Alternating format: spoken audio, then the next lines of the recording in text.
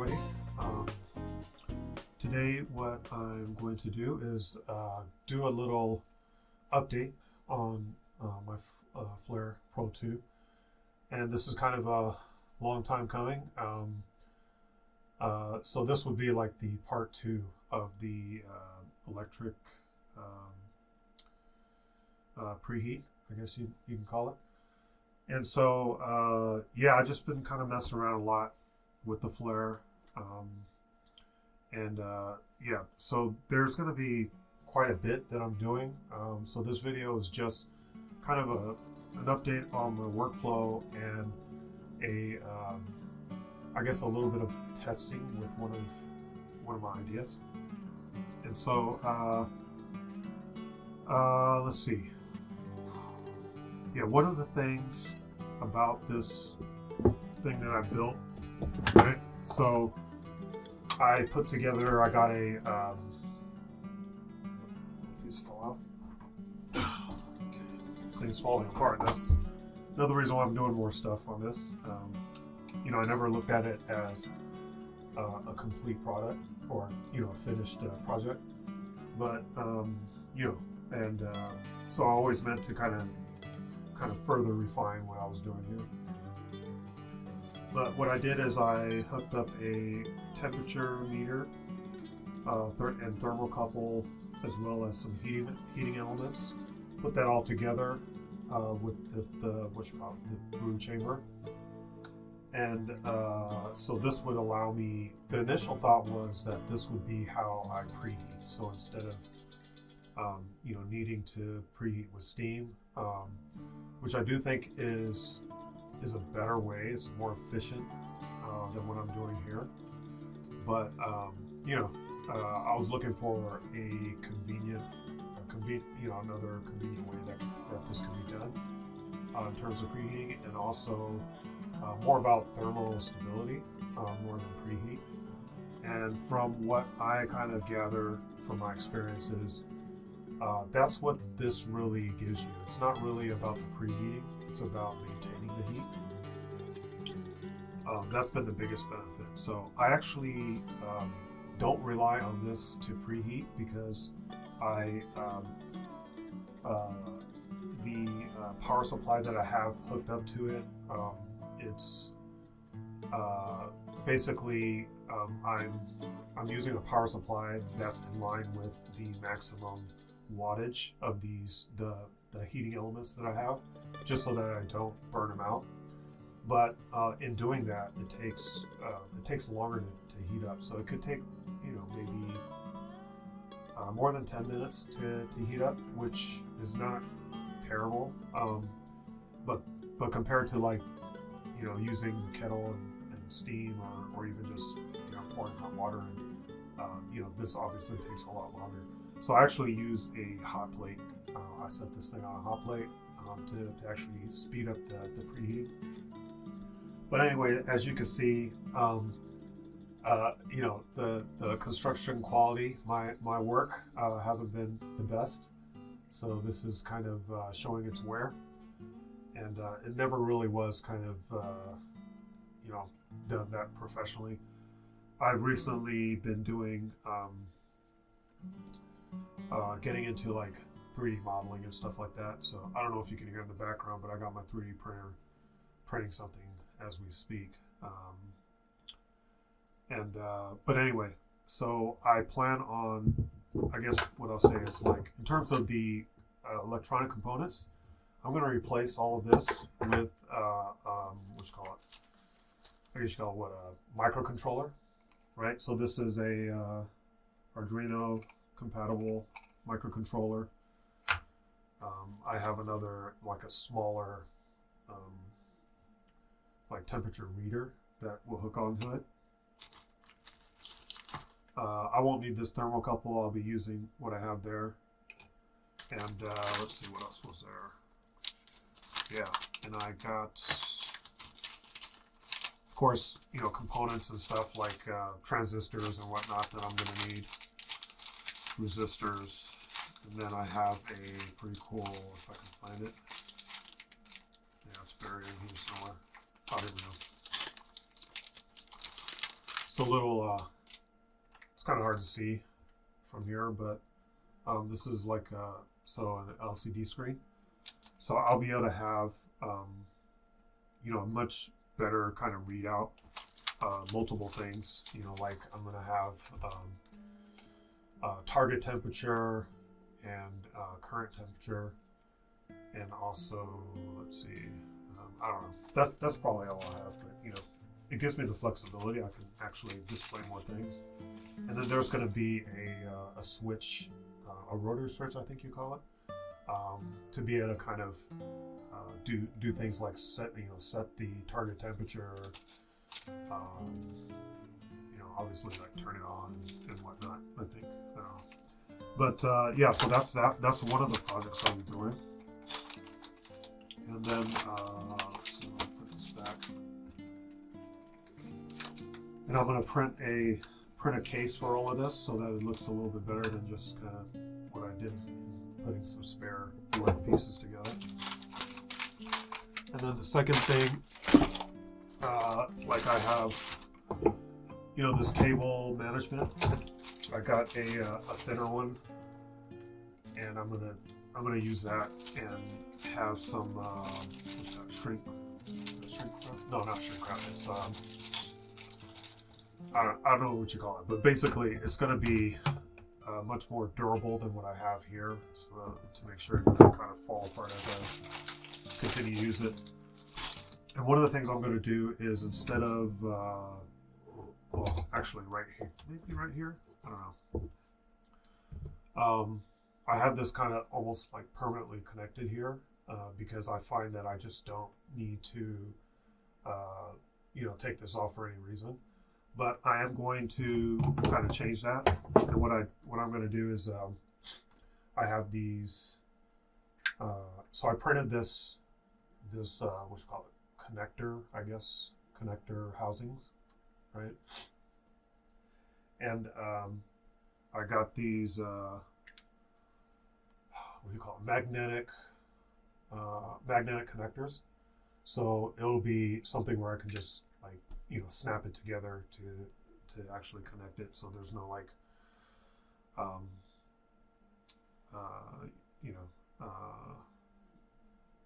no disassembly, or just it'll just be a better experience. That's all. I think that's all I'm trying to say. But that'll be something else I do.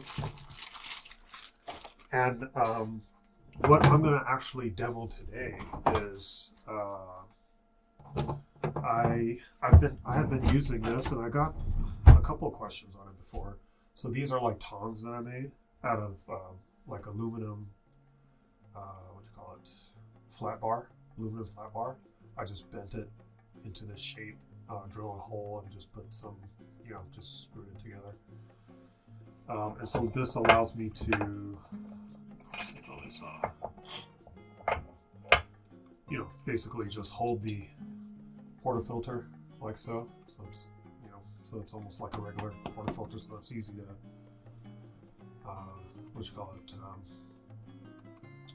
remove the puck.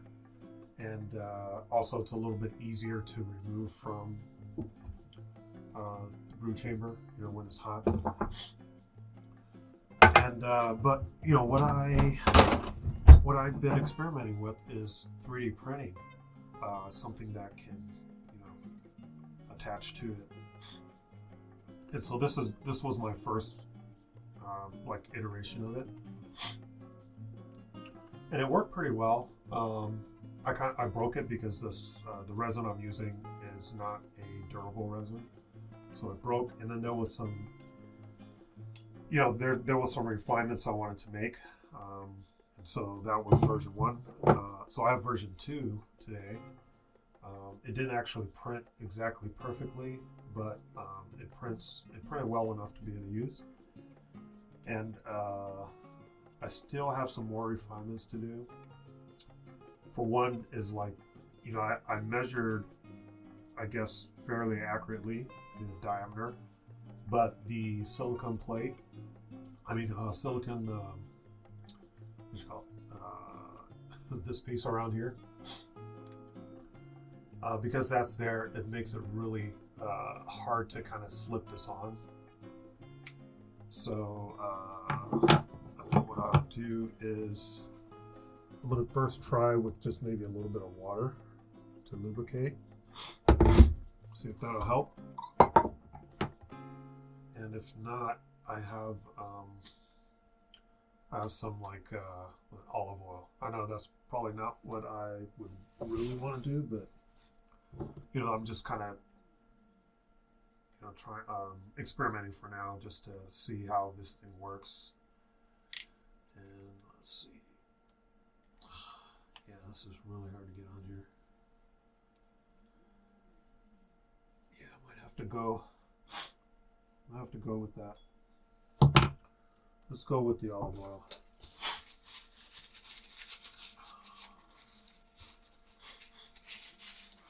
All right.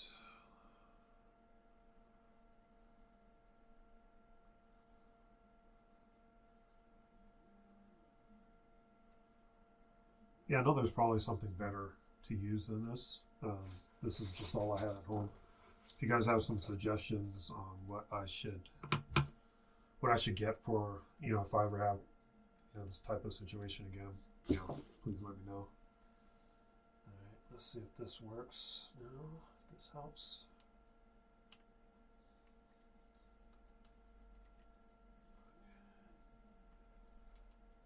Okay, yep, I think this is gonna work.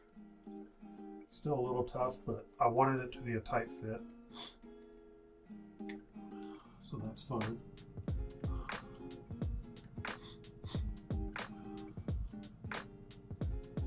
Yeah, this is a really tight fit. Maybe I can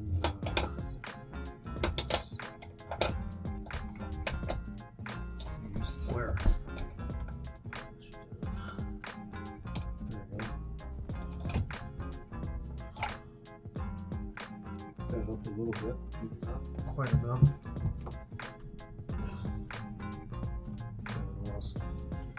Flair, just put it right here.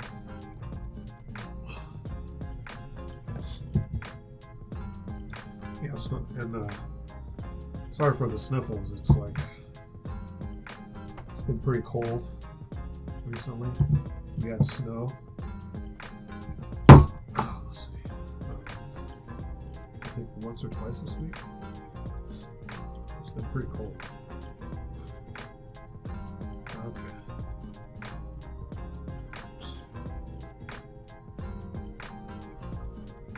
Got it. Might not be.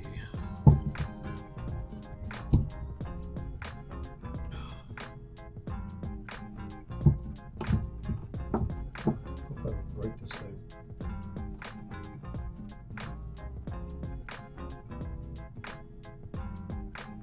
Just one more spot right here. Yeah, I think I'll probably make it a little bit wider diameter.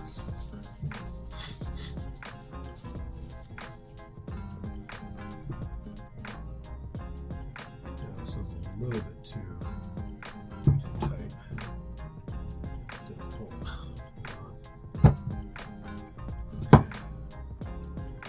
All right, I think this is good enough. This all over there.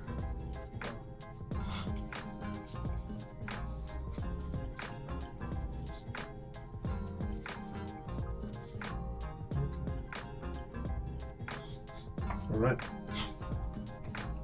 So this is the end result. And so,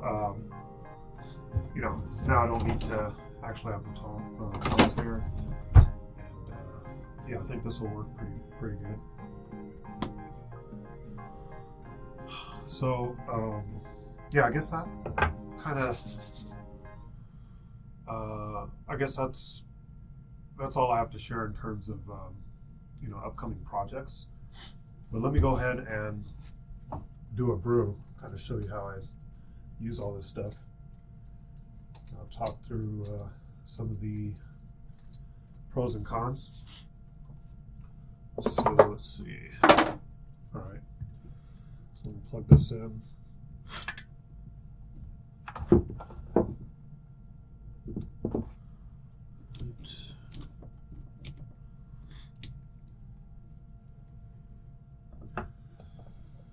So let's see. Set this up. So what I do is I just keep this here and I just wipe it down. I wiped it down before I started the video. I wipe it down, so I don't really need to worry about keeping this clean. It's just an empty cylinder, and so I just wipe it down. Like I said, good to go. These other, the pieces that go in here, I'm very used to taking this apart, so it doesn't take me, hardly any effort to kind of pull this stuff out. And I take that in the house and I wash it. And so every time I come out to make a coffee, this is kind of my process. So I have to put this back in. There's the O-ring. Alright, so now I'm good to go. And we turn this on. Now put the touchscreen inside. I just set it on this hot plate. I usually, when I didn't have this on, I would set this right on the hot plate too. I might not be able to heat this that well. I usually preheat this because this hot plate is a little too small. I'll just set it on top. It's probably not going to be quite enough. I probably won't get a lot of heat transfer, but we'll go with it. All right, and let's see. We have the water going.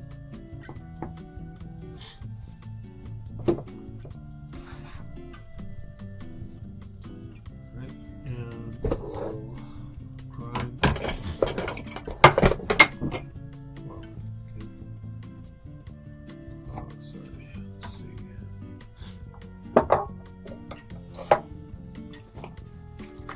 And I don't have I usually WDT, but I don't have it here with me in the house.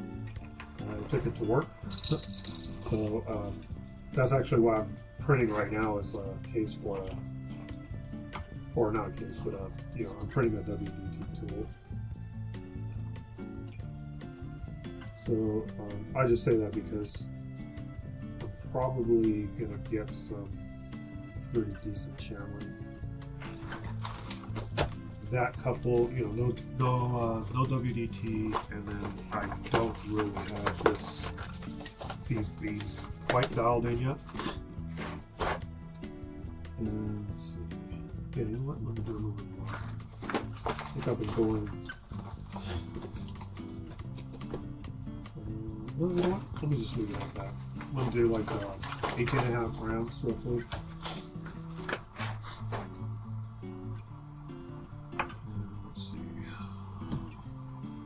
RDT.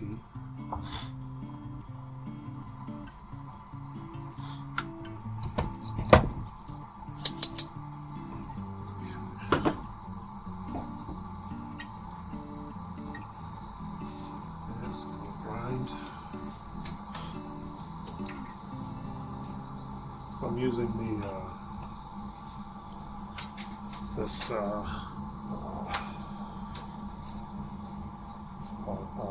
Mini.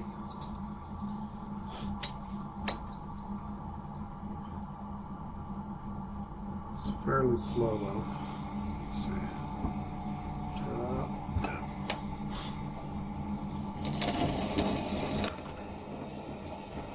Okay, and one thing I didn't mention is one of the challenges with the Flair is like stability. I'm talking about the Pro 2 and maybe Signature and whatnot.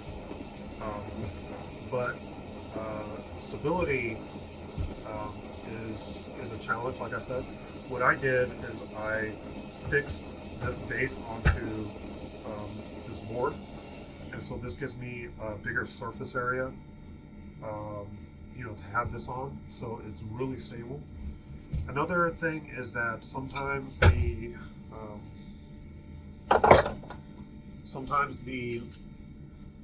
lever is hard to pull down. I see people like straining sometimes with it, and okay, And what I ended up doing is I got this PVC pipe. I put this PVC pipe on here, and now I have much more leverage. And so it's very easy to pull down. I have to actually be careful because it's very easy to go past 10 bars even. So yeah, but it does make it a lot easier. This plus this board, fixing on this board gives me an extremely stable platform and much easier time pulling the shot. Let's see. So one of the challenges I have with my setup, you can see here, so it's heating up. It's at 80 degrees, 80 plus. And this is, that's 80 degrees, like right around here. I forget which side it is, but the thermocouple is like right here at the bottom. Right? So this is, at the bottom, right? And so the middle, this area is actually much hotter than here. So this is probably at, like if I put water in here, it will probably sputter for it being a little bit too hot. So what I try to do, I've been kind of chatting a little bit, not fully paying attention here. So it's getting way too hot. I like it to be, actually, I like this to read maybe 70 degrees. So hopefully by the time I'm ready to pull a shot, it will, it will kind of come down. And the water as well, I like to set, because I'm using a dark roast, I like to actually set the temperature lower. Maybe, yeah, I'm going to go with like 87. So I'm going to let this go down. Kind of help it. And yeah, so temperature management, I think, is the most kind of crucial piece here. Okay, so now it's coming down. Probably not coming down enough, but we'll see. Maybe this will be good. You'll be able to see why getting so, and I didn't mention, like, all of that electronic pieces is to give me a PID. All right, so PID is going to be really important for this. All right, let me get this going.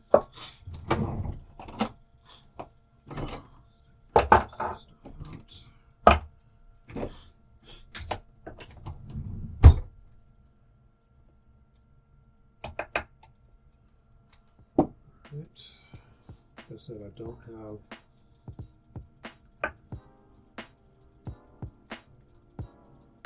have my WDT.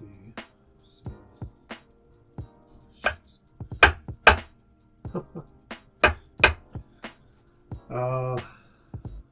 Man, failure.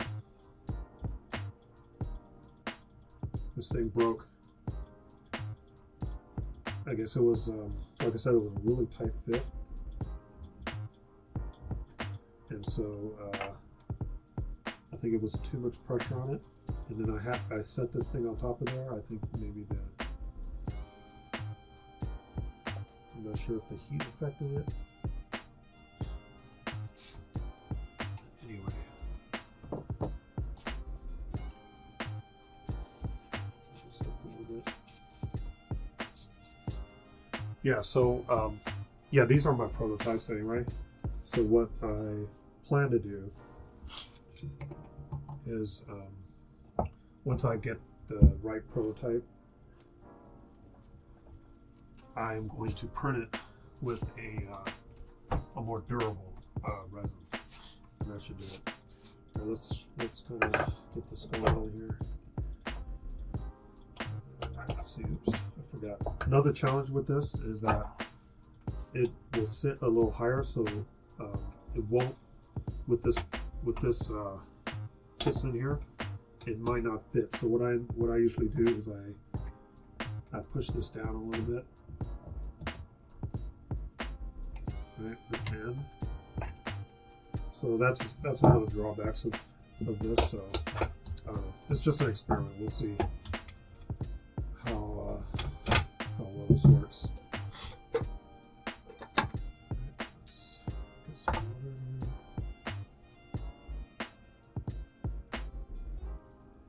Okay, not too bad. Got a little bit of boil. I mean, bubbling over. Okay. Shot mirror.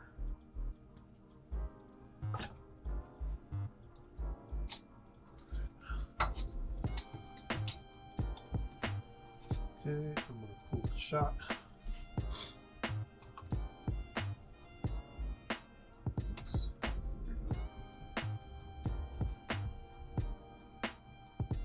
Yeah, this is a little fast.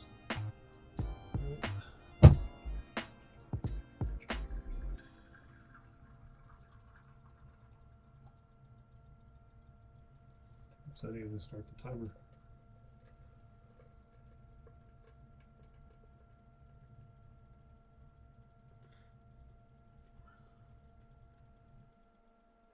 All right. And so yeah, I have some pretty bad channeling here. Let's see how it tastes though. And yeah, so the other thing is, like, when I have this here, it will reduce the amount of water I can put in. So I could barely do, I had like I said, 18.5, so I can barely do a 1-to-2 ratio. So, all right, so the experiment is still on. I'll be working on the next iteration, but this is what I kind of have for now. And okay, here's the shot.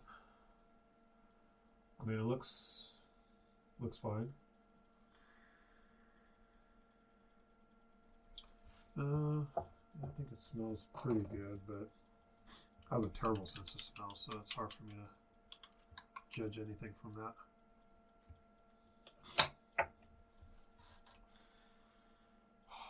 Yeah, definite channeling on this one.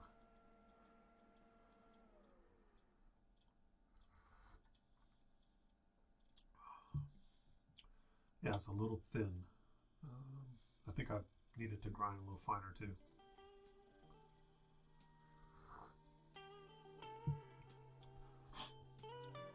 Yeah. Anyway, yeah, I guess that's it for today. Not really any conclusions yet in terms of you know, what this means for me. You know, like I said, this is just the next iteration. I definitely have more work to do, and maybe I might even abandon it. Who knows? You know, maybe the tongs is the way to go. We'll see. Anyway, yeah, that's it for today. So thank you all for watching, and see you guys.